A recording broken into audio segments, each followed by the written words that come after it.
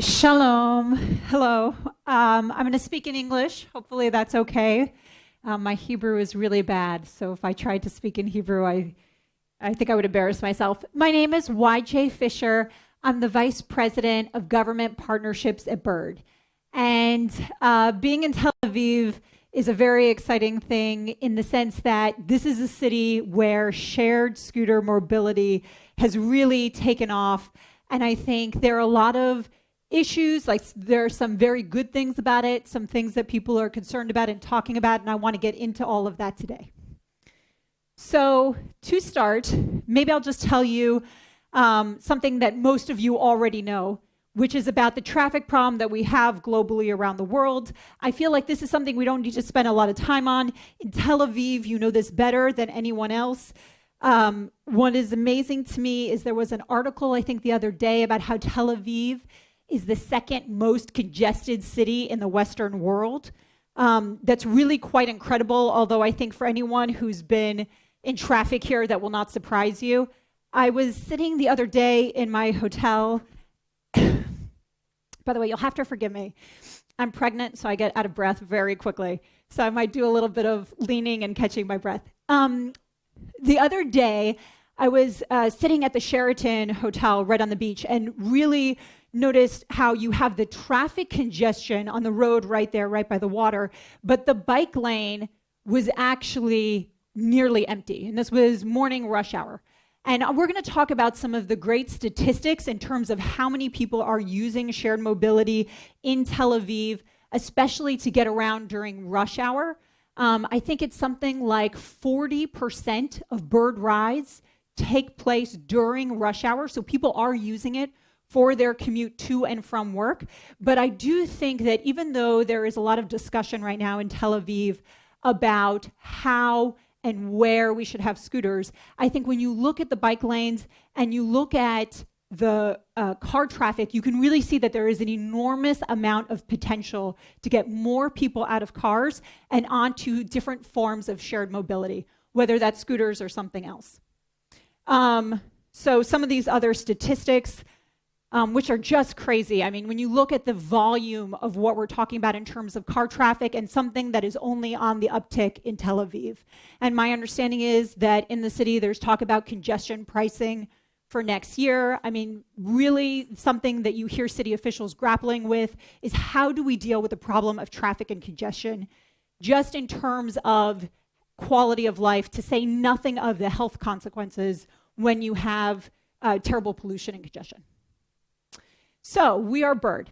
We launched about a year and a half ago. It's kind of amazing when you think about it. When I talk to governments all over the world, and there's a lot of discussion about the scooter industry, and it's hard to believe that it's only a year and a half old. So there's a lot we're learning in terms of how to be really good partners to cities, how to improve our operations in cities.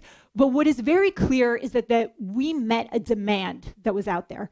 Tel Aviv is one of the few cities in the world where people were already using scooters and other forms of micromobility before we came. I think we've been in Tel Aviv for about 8 to 10 months, and it's been an absolute wild ride in terms of taking off. We've replaced over 90,000 car trips. 1 in 3 people in Tel Aviv has used a Bird. It's really quite exceptional. We are now all over the world, which I will show you a picture of in a second. We just announced that we are going to be introducing a seated vehicle. Not everybody loves to stand, so we want to make sure that we have greater accessibility options. And this is something you'll be hearing us talk about more in Tel Aviv in the weeks to come. Like I mentioned, we're all over the world at this point. I will say, as we get into the rest of this presentation, one of the really interesting things is that every city is unique, absolutely. But some of the challenges we find in markets are the same all over the world. Different concerns that people have about safety, about parking, those kinds of things we hear all over the world. And so what I want to talk about today is some of the solutions that we are developing in response to some of the concerns that we're hearing. So I want to touch on 3 things: sustainability, safety, and then what Bird offers. And what Bird offers is some of those solutions that I was just mentioning. So sustainability. This is something that's really important to us because it's really hard to talk about taking cars off the road, being a greener solution, if we don't have vehicles that are durable, that are going to last, that are also providing a green, sustainable solution for cities. We really like the record that we're developing. Here are some of the stats. The bottom line is that we are introducing sort of a revolution in terms of how people are commuting in a green, sustainable way. We were one of the winners of the Global Sustainability Development Award. I think I'm pronouncing that wrong. One of the things that we're spending a lot of time on now is developing a vehicle miles traveled protocol so that to the extent that we have any kind of emissions that are being produced in the course of our operations, we're offsetting it with renewable credits and such. I'm going to gloss over sustainability unless people have questions and move on to safety. Safety is a really big issue for us. I think one of the things that I've seen increasingly in cities across the world is just a discussion about how do we make this product safer. When it comes to getting cars off the road, cars are responsible for something like 1.2 million deaths a year. We are absolutely a safer option. We went out and produced a study. I think we mostly limited it to looking at US markets, and we're going to be expanding it to look at international markets as well. But we produced the industry's first safety study to actually look at what the incident rate is. I know that I work in the scooter industry. I'm not sure how much time you spend paying attention to this, but you might hear about an incident. If somebody gets hit by a scooter, if there's ever a fatality, it's something that makes news, and one of the things we've seen is it reverberates. And so we wanted to dig into the data and figure out how big of a problem is this. And when we looked at the data, and this is something that we have published, and you can find on our website, what we discovered is we are safer than bicycles. So it is a mode of transportation that is proving to be incredibly safe. And the more rides we have, the more we find that that statistic holds true. That said, we should always try to improve and always try to be safer. And so part of what we do is really robust education, things that are on our scooter, on our app, on our website, on our social media account. And then we're also revamping our vehicles. And for us, it's really important to spend time constantly iterating to be sure that we're offering people the safest vehicle out there. So that's something that over the last several months, we've spent an enormous amount of time on and something that we're going to continue to do. And I think you'll hear some more news from us in the coming weeks about all of this. There are two parts of safety. To me, when I think about it, there are safe vehicles and then there are safe operations. What does safe operations mean?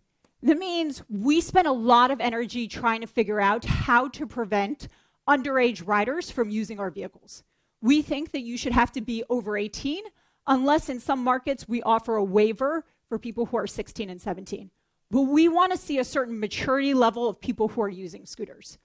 Other things include the fact that you should never be riding on sidewalks, or things like you should be wearing a helmet, or things about whether riders are allowed to ride tandem, which is never allowed. So for us, these are really important in terms of ensuring safe operations, not just for riders, but also for the larger community. Because the truth is that if someone is riding recklessly on a scooter, that is going to impact pedestrians, that's going to impact people who are in cars. So for us, it's about addressing the problem in a broader way so that the community feels safer. So this is something we spend an enormous amount of time and energy on, and I'm going to get into some of the solutions that we've created.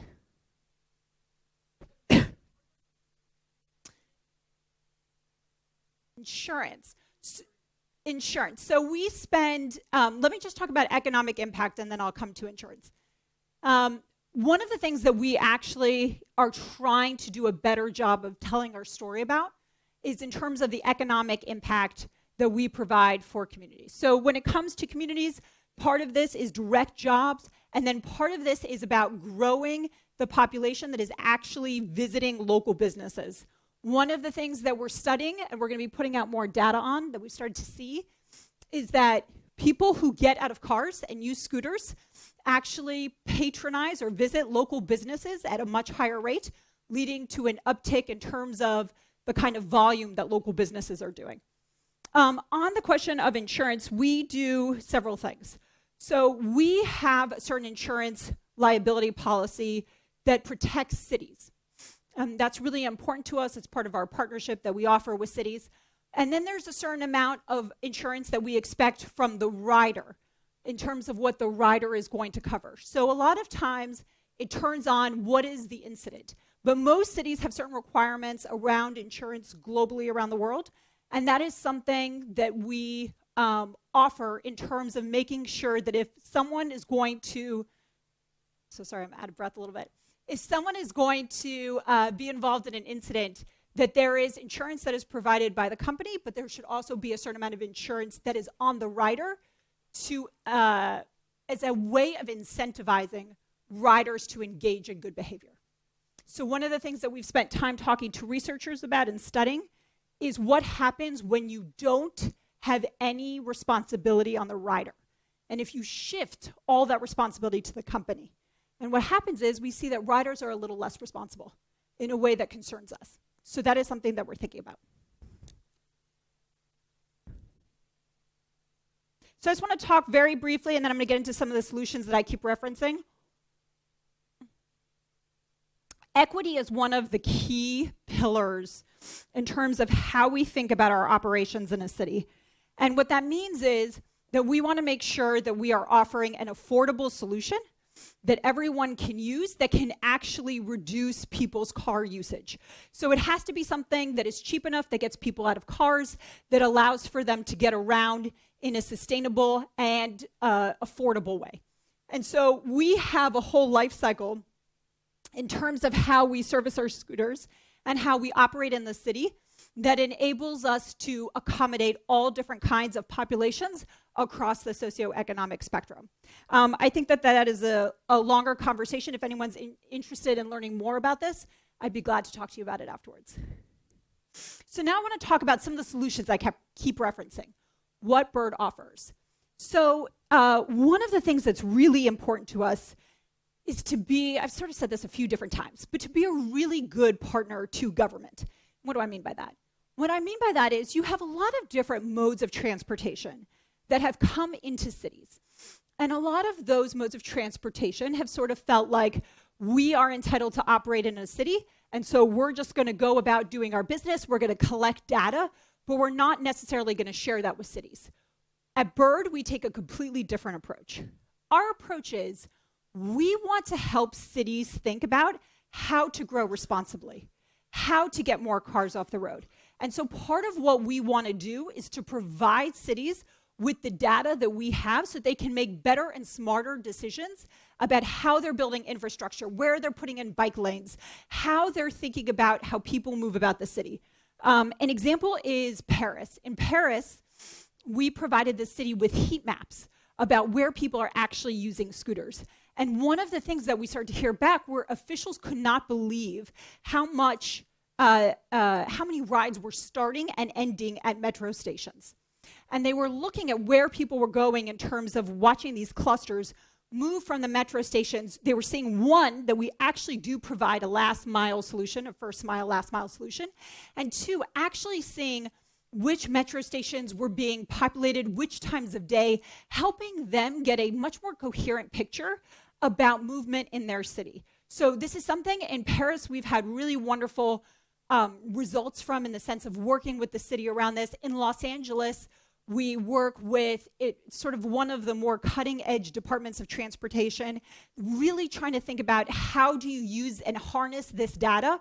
And that's something that is a core principle for us. So we really believe we have to share this. That is part of our responsibility and part of giving back to the community in terms of if we're going to learn all of this information, city officials should know it.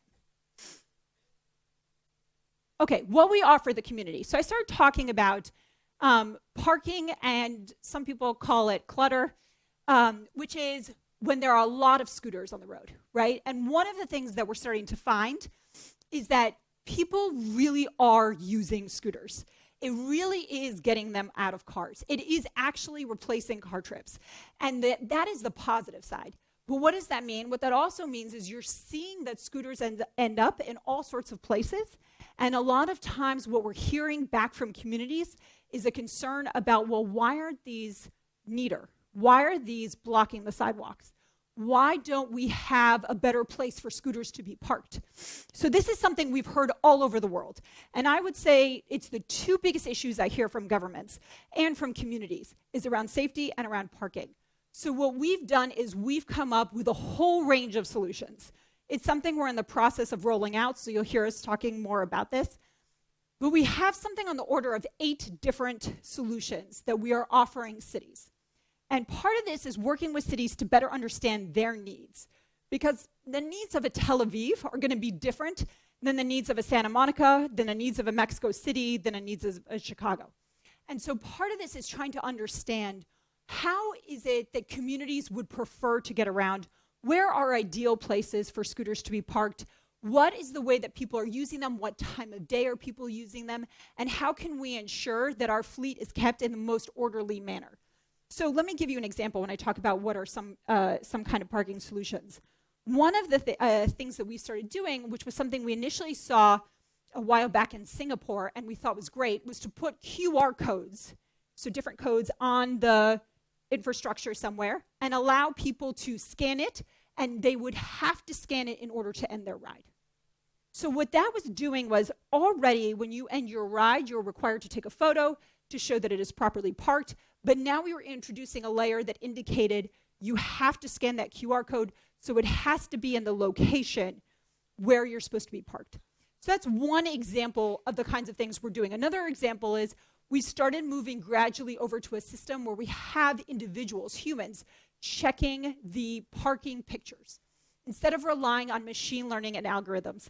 I think one of the most interesting things for me about being a bird is starting to realize that people look at us like a tech company. And so they always want to know, okay, we have a problem. What is the technology solution? And one of the things that I've seen by being a bird is that we are trying to deal with changing human behavior. And technology is not always the best way to try to change human behavior. Sometimes it's education, and sometimes you need people-to-people interaction. So things like not leaning on machine learning as the only way of checking whether people are properly parking their pictures, because there is a limit to how effective that is in the short term. And instead using an actual team at our headquarters that reviews pictures is a kind of very small tweak that we have found actually makes a difference in terms of how vehicles are parked. So we have a whole range of solutions. I would say in terms of what we spend most of our time working on as a company, parking and safety are the two biggest things. They're the most important things to us right now in terms of making sure that we can have sustainable, responsible growth in the city. The other thing that we did is we thought to ourselves, part of the problem is we're going to be a small team. No matter how big we grow a team, there will be more vehicles on the road. And in fact, one of the things that we hear a lot is that the community, we'll hear from community groups, that they have concerns about various things having to do with scooters, whether it's damaged, whether it's how they're parked, where they're located, etc. And we thought to ourselves, why don't we take advantage of the wisdom of the commons, take advantage of the fact that there are people in their community who are seeing these problems, and let them tell us what the problems are, so then we can go and fix them quickly. But so much better to take advantage of a multitude set of eyes as opposed to just our own. So what we did was we created something that I actually believe is the only one so far in the industry. It allows you to use our app, regardless of whether you are a bird rider or not. You don't have to enter any kind of credit card information or anything like that, and allows you to report an incident. And that report then comes to us, and then we can then go out and rectify that vehicle. And part of what that is designed to do is to say to the community, we want to hear your concerns, tell us what you're seeing, and then let us fix it.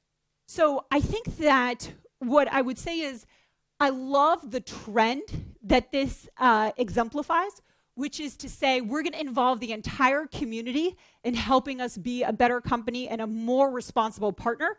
And I think that this is the kind of solution that you're going to see us look to do more of over time. When I think about what our product team at headquarters spends a lot of time thinking about, it's how do we take advantage of the community? If the community has concerns, how do we make sure that we're hearing them and not just hearing from our rider base? And then I want to talk about what we offer small businesses. This is something really new and really exciting that we're doing, but we are launching something called Bird Platform.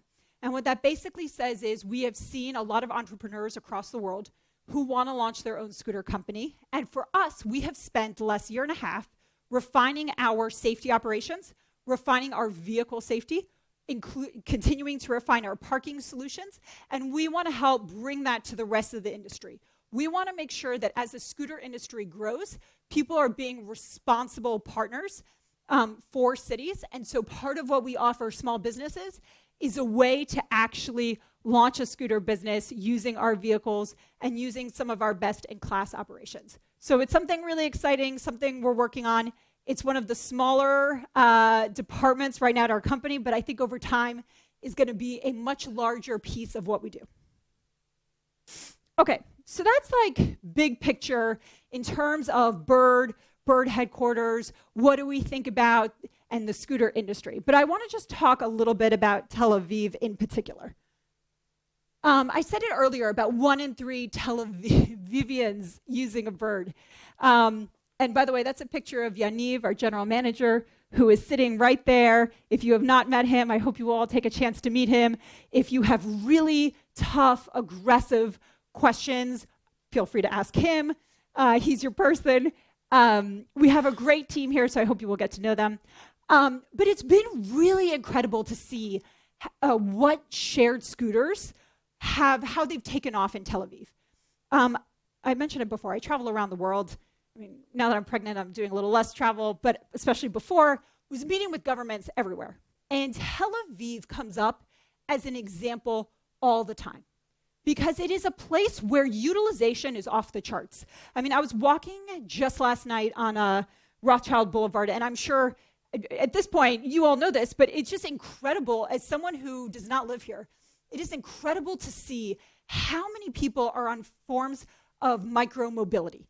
And it is just a real testament. I mean, there are some other cities in the world that are getting close, but no one is where Tel Aviv is in terms of people actually using this as a mode of transportation to get around. And so it's really incredible. And so when I've been in cities, whether it's Los Angeles or Chicago or Mexico City, a lot of times things will come up where people will want to know, well, what are examples of cities where this adoption has really taken off, where it's really getting people out of cars? This is not just a tourist attraction. It really is a way that people get around. And so I spend a lot of time talking about Tel Aviv as a market, and it's really quite incredible. And I'm out of time, so I'm gonna be very fast in terms of just the end here, which is just to say, we started putting together some stories from people in Tel Aviv in terms of what Bird has meant to them. I have to say the idea that 1 in 3 people in Tel Aviv has used a Bird is just incredible and really inspiring to us. And we've heard some amazing stories of, very partial to it, of a woman who apparently got rid of her bike when she was pregnant and then didn't go back to it, but instead started using Bird afterwards as a form of shared mobility to get around.